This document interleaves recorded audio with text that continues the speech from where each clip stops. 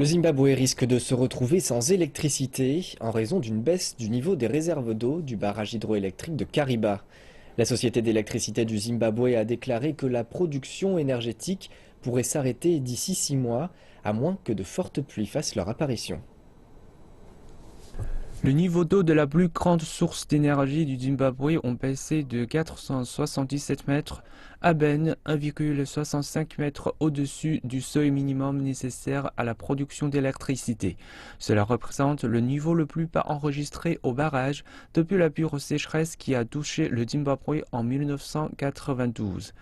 La baisse des réserves d'eau a déjà entraîné une diminution de la production d'électricité à Kariba de 750 MW à 285.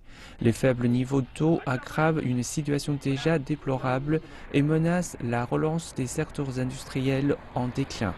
De plus, pour que le Zimbabwe puisse attirer de nouveaux investissements, un approvisionnement fiable en électricité est primordial. How do you do so when you've got your limited resources, your limited power? Que faites-vous quand vous avez un apport limité en énergie? Le ministère de l'Énergie et du Développement énergétique essaie de sous-traiter la production énergétique et d'avoir des centrales électriques et thermiques privées. Cependant, ces solutions ne sont applicables qu'à long terme.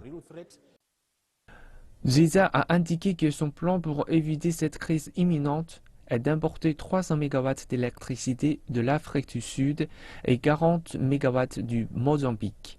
Aujourd'hui, la demande d'énergie du Zimbabwe est de 2200 MW par jour.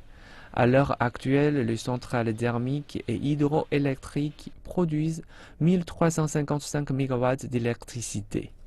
L'année dernière, le projet d'expansion de la centrale hydroélectricité de Kariba Sud a été commandé et sera réalisé par la société chinoise Sino Hydro Power. Ce projet, qui s'élève à 533 millions de dollars, contribuera à accroître la production énergétique de 300 MW d'ici 2018.